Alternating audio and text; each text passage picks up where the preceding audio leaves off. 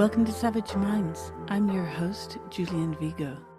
Today's guest is Omer Bartov, an Israeli-American scholar and Dean's Professor of Holocaust and Genocide Studies at Brown University. He has written widely on war crimes, interethnic relations, and genocide. Recent books published in multiple languages include Anatomy of a Genocide, The Life and Death of a Town Called Bochach, which won the National Jewish Book Award, and Genocide, the Holocaust in Israel-Palestine, First-Person History in Times of Crisis, named Choice 2024 Outstanding Academic Title. Bartov's essays and commentaries have been widely featured in national and international magazines and media outlets. His new book, Israel, What Went Wrong, will be published in spring 2026 by FSG in the US and Penguin Random House in the UK, as well as in several European languages and in Chinese. Bartov's novel, The Butterfly and the Axe, was published in 2023 in the United States and Israel. I welcome Omer Bartov to Savage Minds. I want to welcome you to the show, and I am excited to talk to you because of the travesty that has been unfolding before our smartphones and all sorts of screens the last 2+ years. As an expert in Holocaust and genocide studies, I would really love your input into this grand debate that you see taking place across legacy media, and the debate is silence because, as you see, legacy media largely refuses to call what is happening in Palestine, in the occupied territories, a genocide. Can you please elaborate your views on this and the background to the story? So we can talk about first whether what we are seeing is genocide or was. That's one debate. The other is why what is happening, and certainly what happened over the last 2 years in the Gaza Strip has been so poorly reported in the what you call the legacy media or the mainstream media. Let's begin with the definition of genocide. And is this or is this not a genocide? So the definition of genocide is the one that is in the Genocide Convention of 1948. That's the definition of genocide that matters in terms of international law. And that says that genocide actions carried out with the intent to destroy a particular group. It could be an ethnic or racial or national or religious group in whole or in part as such. And then there are 5 types of actions that can count to those that would add up to genocide. So that's the definition. My initial reaction to the Israeli response to the Hamas attack, which itself was a war crime and a crime against humanity, was that within about 4 weeks of that attack, there was evidence, and I wrote about it at the time in the New York Times, that Israel was carrying out war crimes and crimes against humanity in the sense that by then, by early November of 23, Israel, the IDF had killed over 10,000 people. And the majority of them were civilians, and it appeared that there were indiscriminate attacks on areas that had high civilian concentrations. And I warned at the time, in early November, that this could become a genocidal operation if it were not stopped, not least because there were statements by Israeli political and military leaders in the immediate aftermath of October 7th that had a genocidal content. That is, that called to treat the people in the Gaza Strip as human animals, that said that no one was uninvolved, that spoke about we will give them no food, no water, no power. And those could be seen as incitement to genocide or also as outlining a plan for genocide. But it was not entirely clear at the time whether this was actually happening on the ground. I reached the conclusion that it was a genocidal operation by the following spring, in May of 2024, when the IDF moved into the city of Rafah, which by then had about half of the population of Gaza concentrated in that town because they'd been displaced by the IDF on the claims that they should leave their homes for their own safety. Their homes were subsequently destroyed. And in order to move into Rafah, the IDF again displaced that population to the beach area, Al-Mawasi, in southwestern Gaza, where there was no humanitarian infrastructure whatsoever, and then proceeded to destroy Rafah. And at that point, looking back at what had happened since October, it appeared to me that what the IDF was actually engaged in was systematic destruction of Gaza with the goal of making it entirely uninhabitable for its population. I think that what Israeli policymakers, the Israeli cabinet at the time and still now, had in mind was to use October 7th as an opportunity to ethnically cleanse the Gaza Strip. They couldn't quite do it because there was no place to push the Palestinians to. In May of 2025, Prime Minister Netanyahu was quoted as saying, "We've destroyed their homes, we've pushed them to the south, they can't go back to their homes. Our only problem is to find countries that will take them in." Well, Israel didn't find countries that would take them in, and therefore this attempt to ethnically cleanse the Gaza Strip devolved into genocide, which is very similar to many other cases of genocide in the 20th century, which began as attempts at ethnic cleansing and ended up in mass killing of populations. So I would say, for me, and I wrote about that in August of 24 in The Guardian, by that time, it was impossible to deny that what we were watching was a genocidal operation. By July of 25, when I wrote about it again, there had already been a consensus had been formed among the majority, I would say, of genocide scholars and experts in international law, which is why by now the reluctance to use that term in mainstream media is so astonishing, because there is really a consensus over what Israel had done. Now, in October this year, Trump forced Israel into a ceasefire, very much against Netanyahu's wishes. But Trump succeeded in doing what Biden never really tried to do, because he's the bigger bully of the two, and managed to stop Netanyahu. But we don't know. So right now, this genocide has stopped and the ethnic cleansing has stopped, but it's not being reversed, and we have no idea really whether this can be maintained. And obviously, Netanyahu is looking for every opportunity to try and dismantle the agreement that he signed and go back to an attempt to empty Gaza of its population. What is the distinction between ethnic cleansing and genocide? Because many people believe those two terms to be the same. Well, so for one thing, genocide is defined by a convention of the UN from 1948. And a convention means that all signatory states, and that includes countries such as Israel, Germany, Britain, France, and the United States, are duty bound to stop and punish those who carry out genocide. It's officially called the Convention on the Prevention and Punishment of the Crime of Genocide. So there is an agreement among states to do that. Ethnic cleansing has no clear definition in international law. It appears in various places under forcible displacement. So forcible displacement lacks the term ethnic. It could be forcible displacement of any population. You don't have to identify it ethnically.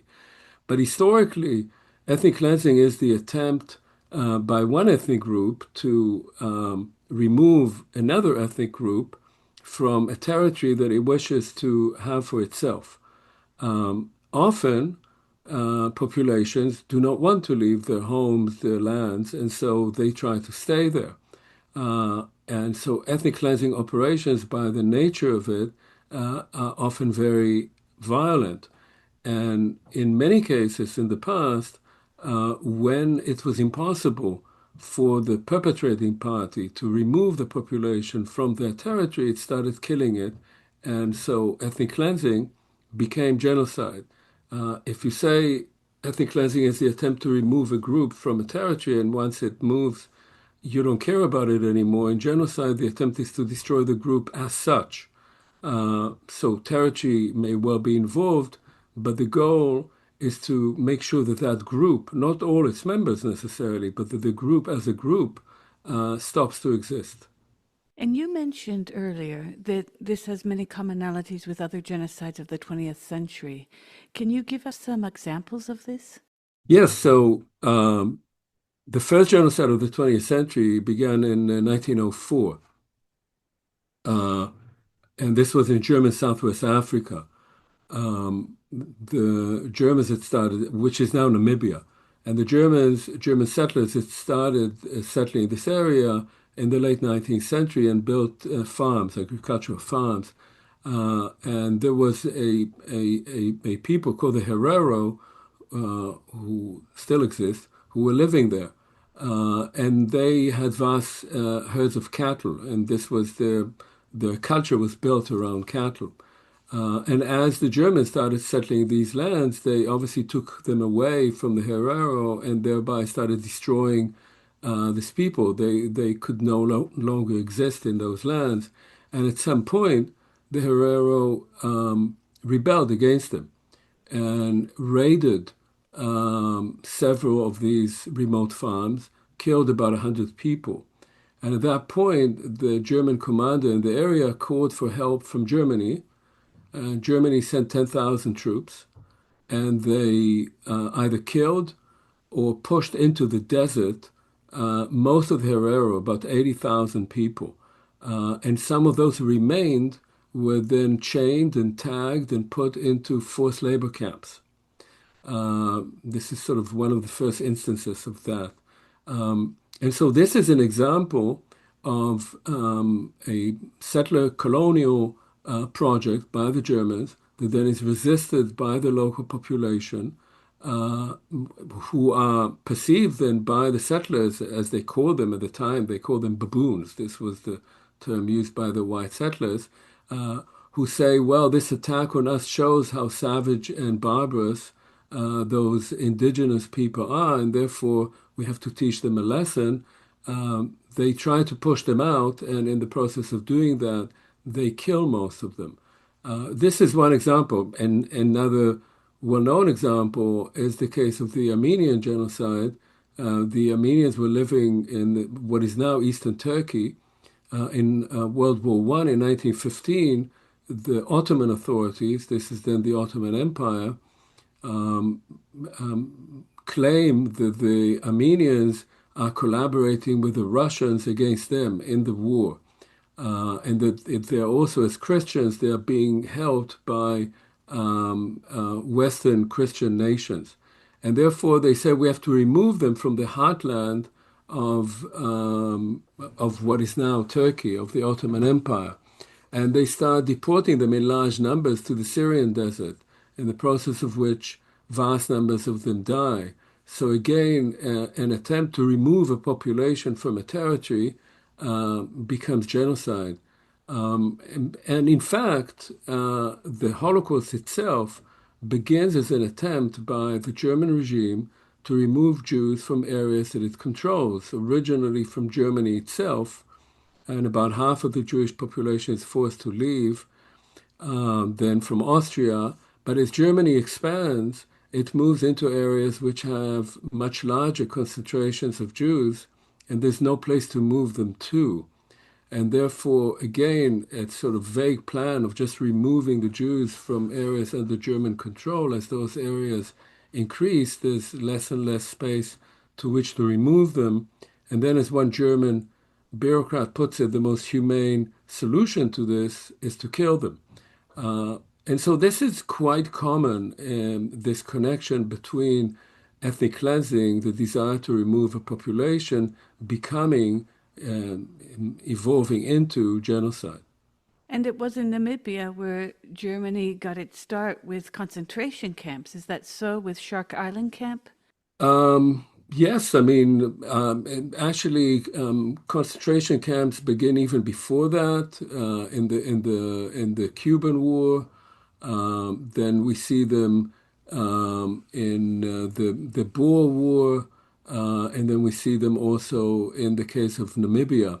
One should. There's often a confusion between the two terms.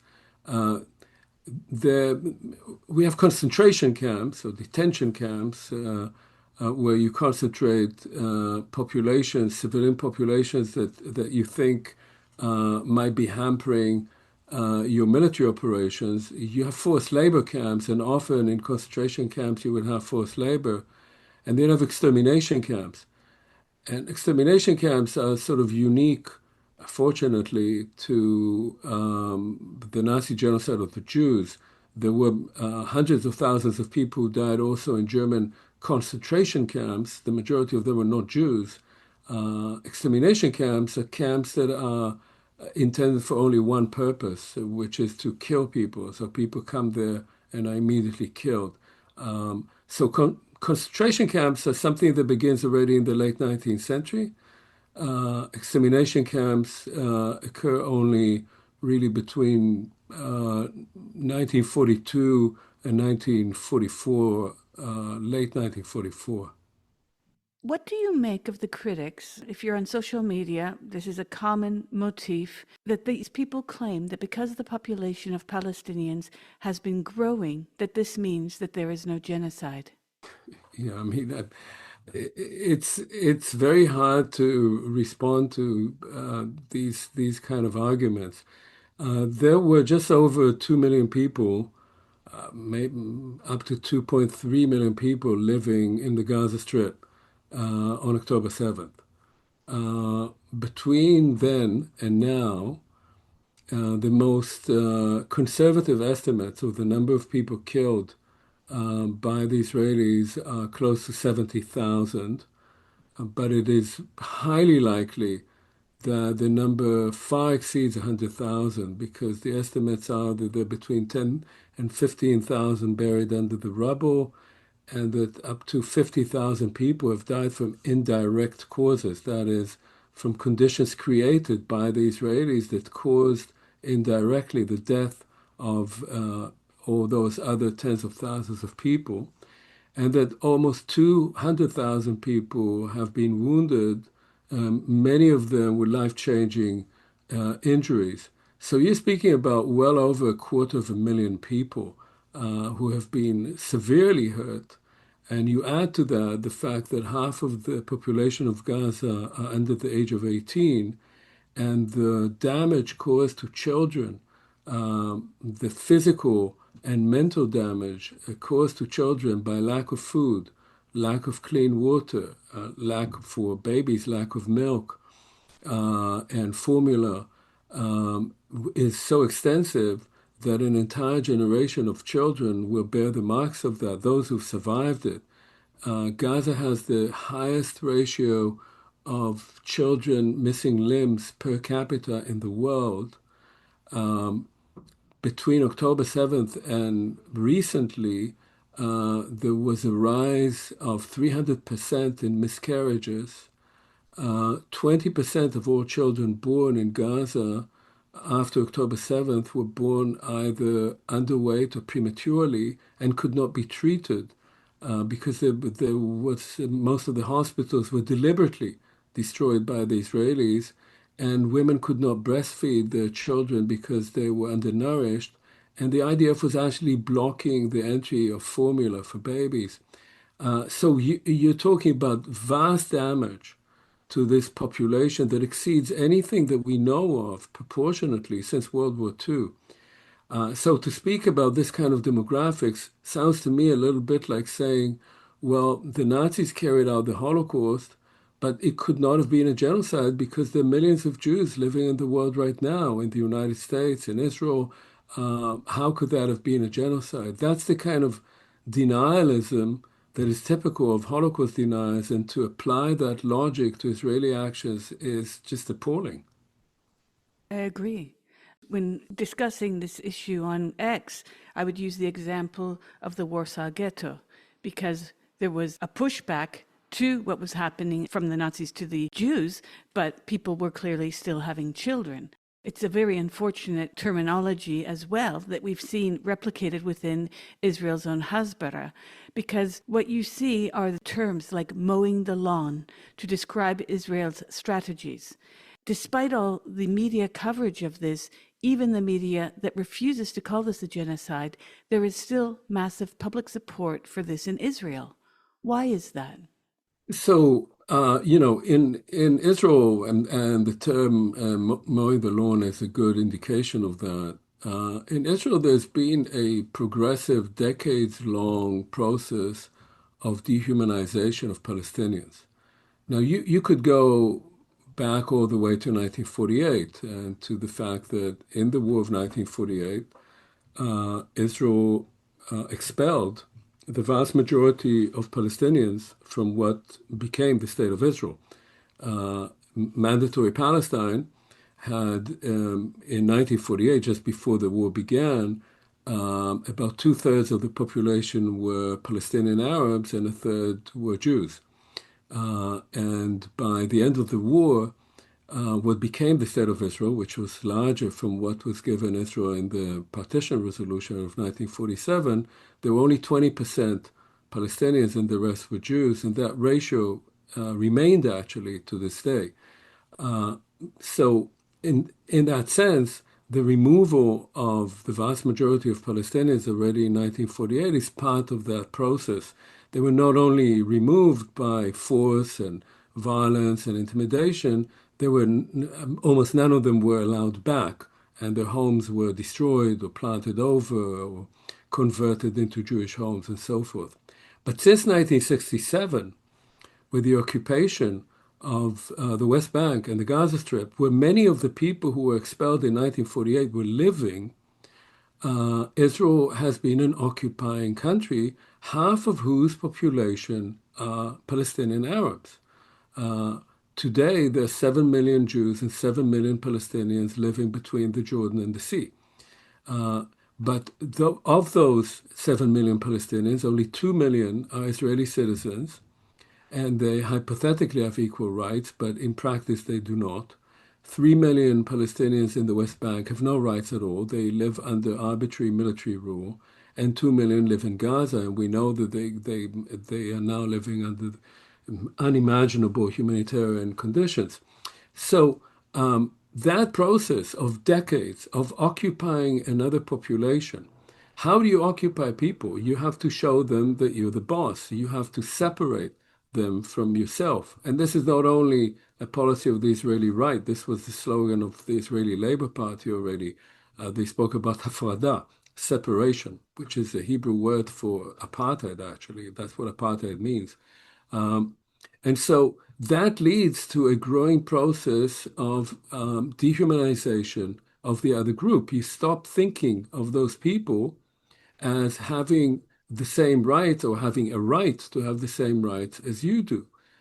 You start treating them as less than human. And, Aimé Césaire already wrote about that when he was writing about colonialism in the 1950s, that when you colonize people, you have to think of them as animals. But that also makes you increasingly into one. You lose your own humanity when you occupy people, when you have to treat them like less than human. And so Israel has gone through a process of dehumanizing Palestinians and of increasing corruption of its own society. And in that sense, what we see after October 7th, which was very shocking to Israelis, both because of the extent of the horror. There were 800 civilians who were killed and 250 who were taken hostage, but also because nobody expected that Palestinians behind a multi-billion fence with supposedly automatic machine guns or whatever, that they could break out and take over Israeli territory and that the IDF would be unable to stop them for a couple of days.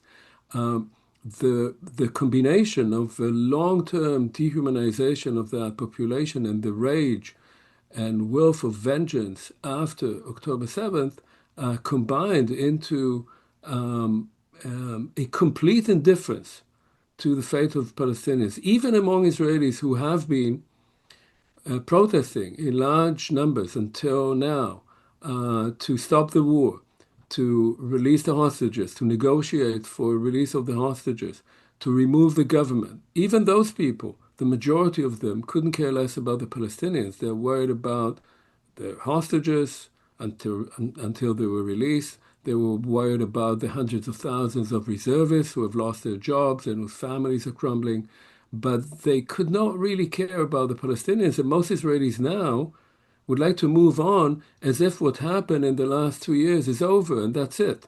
And just to forget about the fact that Israel had actually carried out a genocide under their very nose, and that many of the people doing that were the sons and daughters and husbands and sisters. You're listening to Savage Minds, and we hope you're enjoying the show. Please consider subscribing. We don't accept any money from corporate or commercial sponsors, and we depend upon listeners and readers just like you. Now, back to our show. There's a dehumanization, but there's also a disappearance of Palestinians. And I'm thinking back to Golda Meir's infamous 1969 interview with the Sunday Times, where she states there was no such thing as Palestinians. And I think that this has crept in to the unconscious of many Israelis. There's this notion that a genocided people historically cannot possibly commit genocide.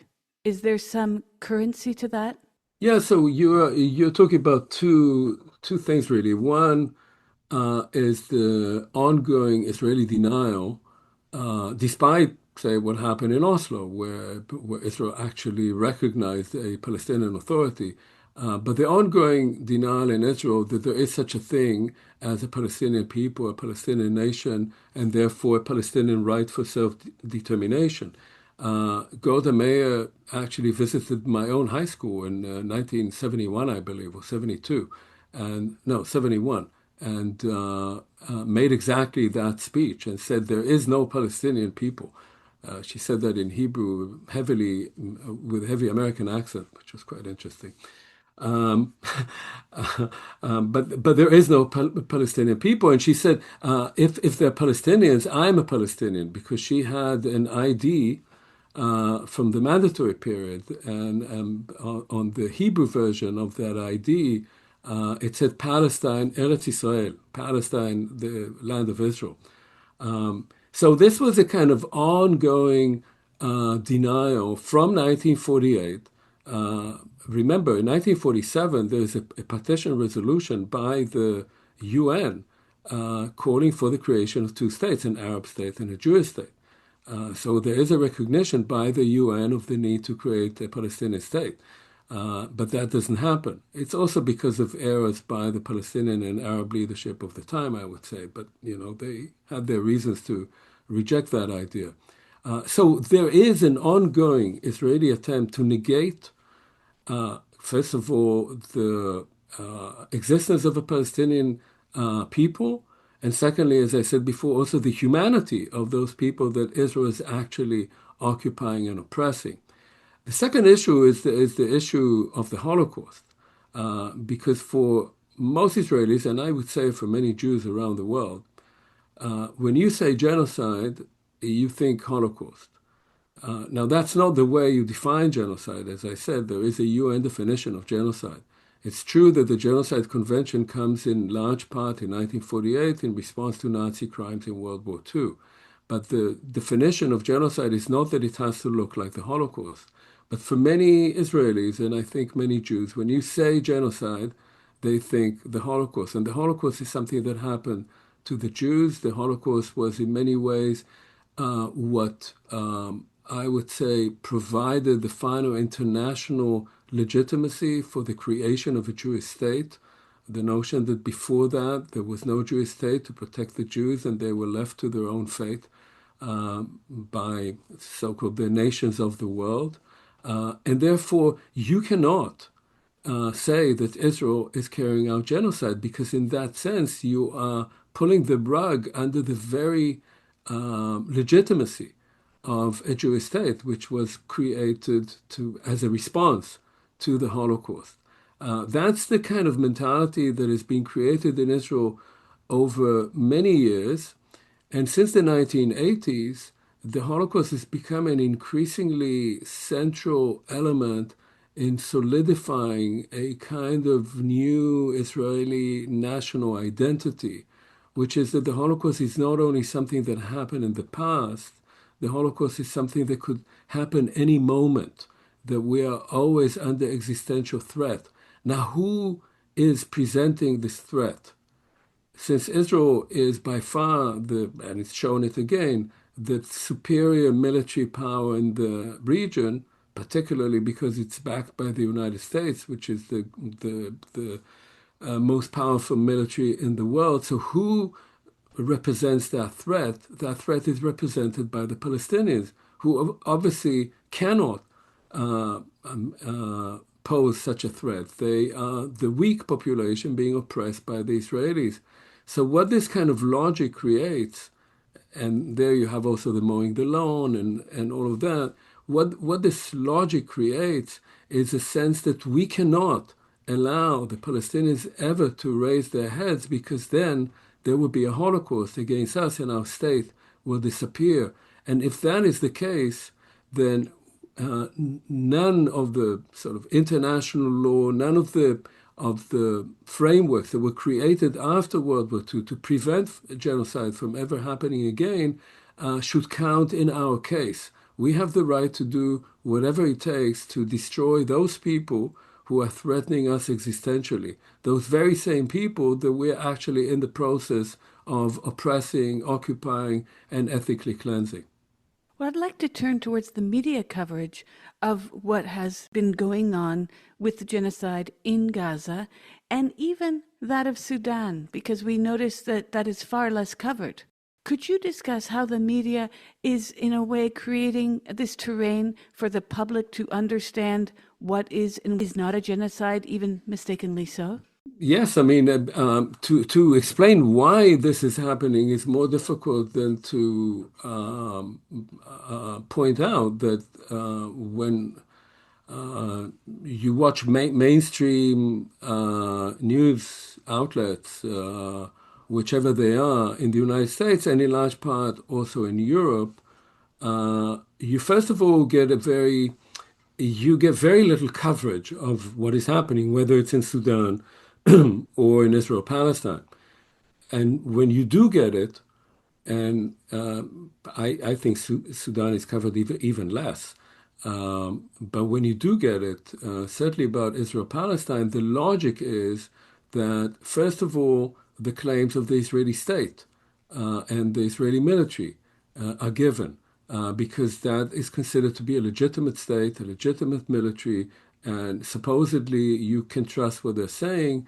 And then if any other position is presented, it's presented as doubtful, as something that ought to be checked, that is provided by Hamas control agencies and so forth. So there's immediately a sort of doubt cast over it.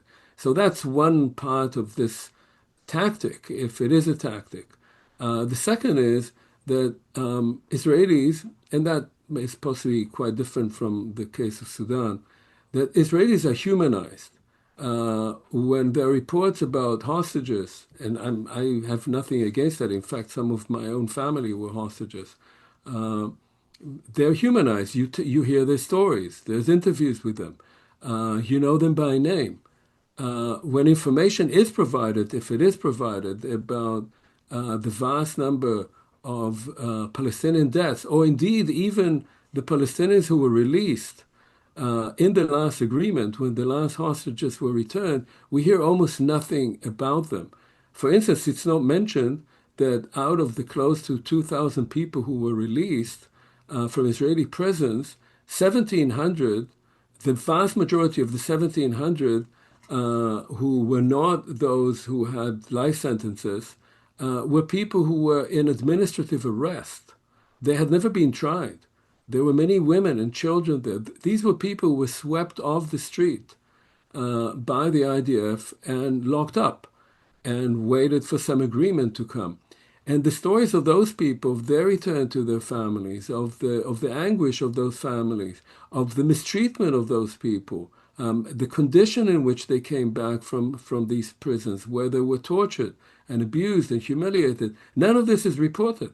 And so, in that sense, the media is playing the same role that you find the media in Israel playing. That is, it's presenting the Jewish side, even without, so to speak, taking sides, as the more human element in this conflict, and as the one whose statements and whose analysis you can take more seriously than the other side, who are presented more as sort of, even if there is something to say about them, they are primitive, they can't be trusted, and they're not as human as we are.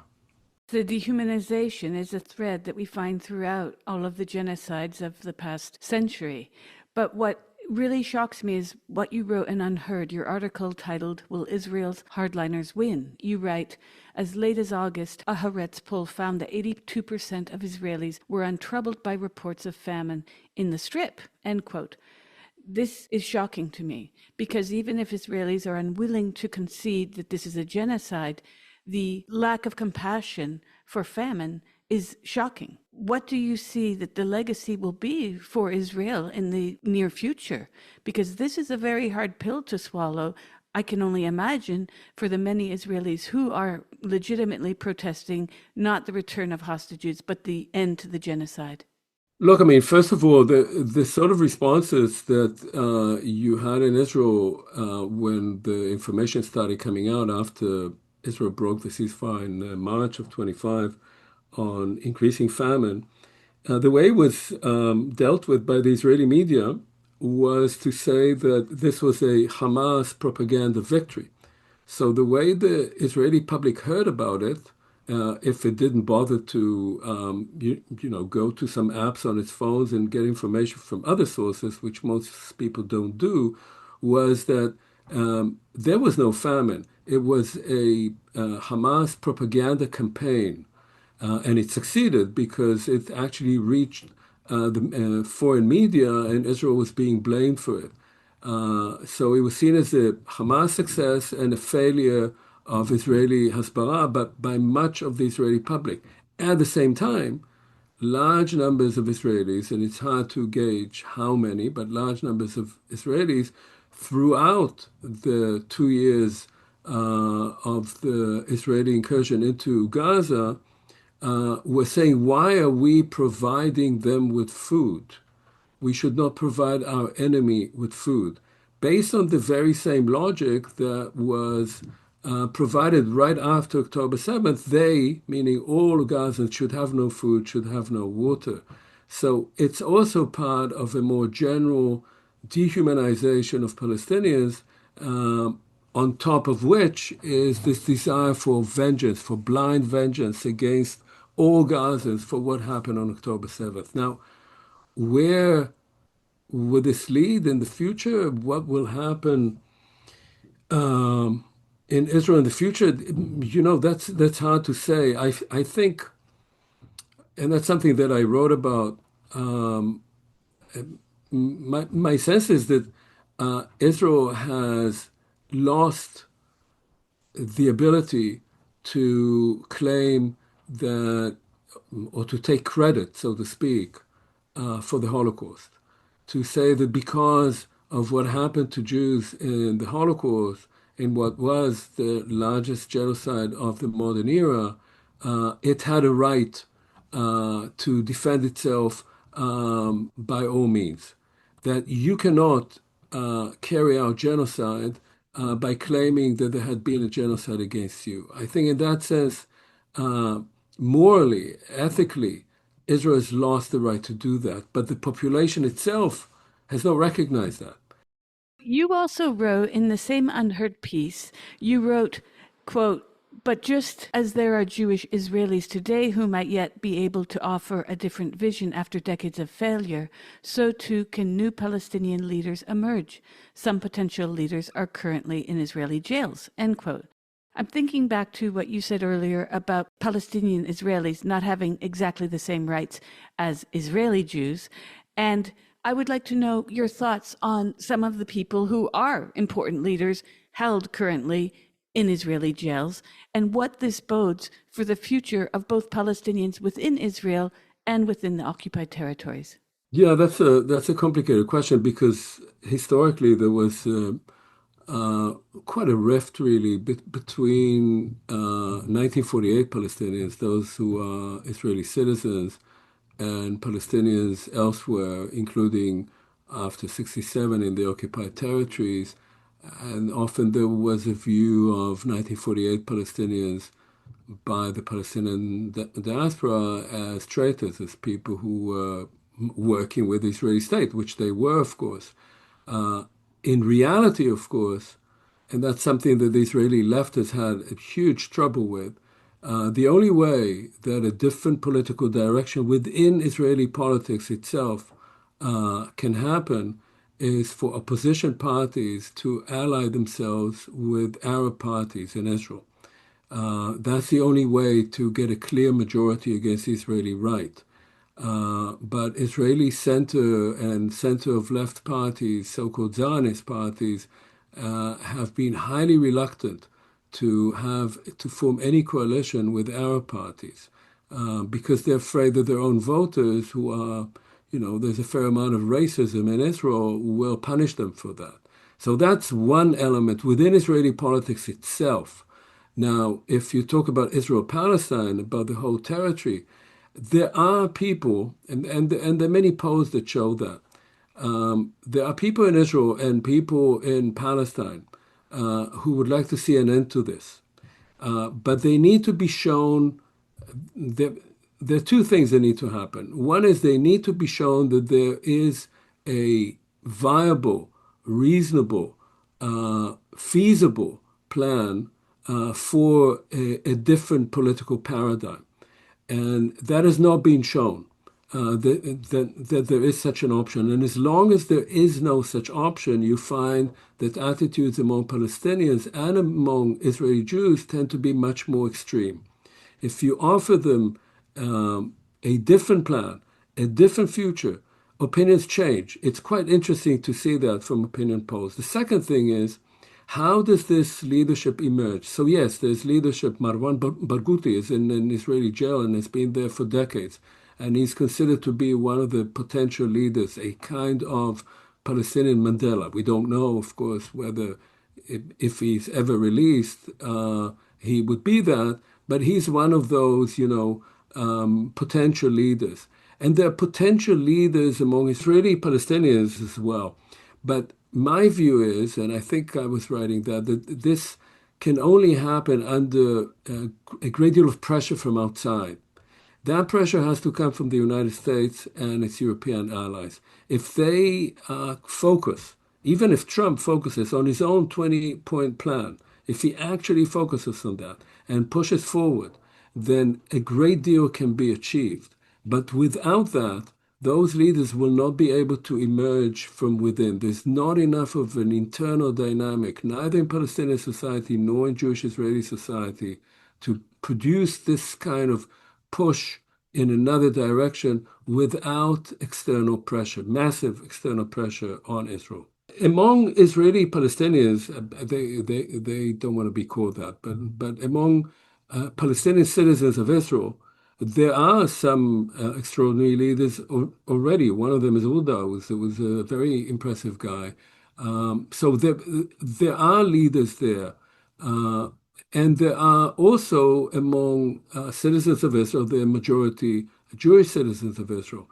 And there are some interesting plans toward a different kind of political paradigm. But they will not emerge, they will not gain sufficient political momentum without much greater pressure on Israel, which is the more powerful player in the so-called conflict, which is not really a conflict, of course, it's an occupation.